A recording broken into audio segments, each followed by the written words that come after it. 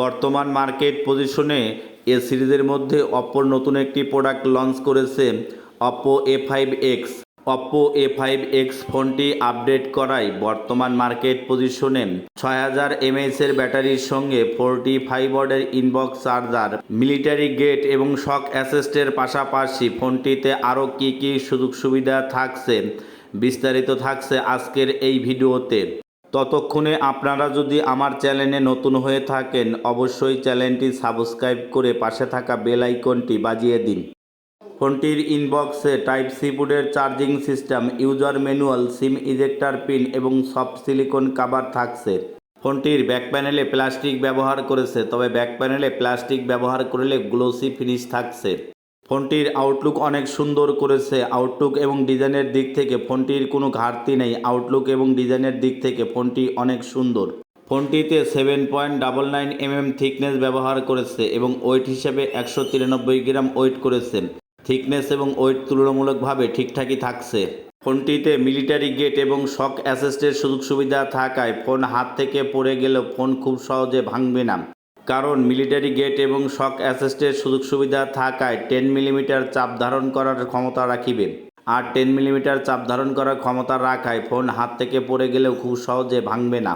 ফোনটিতে 6.67 ইঞ্চির HD plus IPS LCD প্যানেলের 120 হার্জের ডিসপ্লে ব্যবহার করেছে, যার রেজুলেশন হিসেবে ব্যবহার করেছে 720x1604 রেজুলেশন এবং ডিসপ্লেতে 1000 নিটস পিক ব্রাইটনেস ব্যবহার করেছে। 1000 নিটস পিক ব্রাইটনেস ব্যবহার করায় লো লাইট এবং ডিরেক্ট সানলাইটে ডিসপ্লে ট্যাগেল করার সময় খুব একটা আলো কমানো বাড়ানোর প্রয়োজন হবে না, খুব সহজেই দেখা যাবে।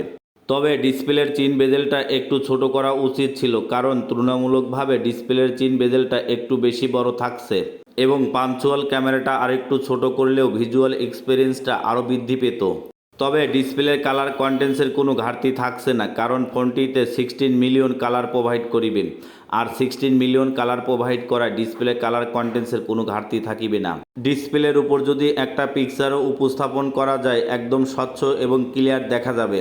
ফোনটিতে 6000 mAh এর ব্যাটারি ব্যবহার করেছে, যা কিনা চার্জ করার জন্য ইনবক্সে 45 ওয়াটের চার্জার দিয়েছে।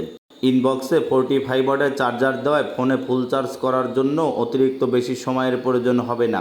চার্জ দ্রুত এবং অনেক ফাস্ট হবে এবং ফোন লং টাইম ব্যবহার করার ক্ষেত্রে 6000 mAh এর ব্যাটারি অনেক ভালো একটা সাপোর্ট দিবেন।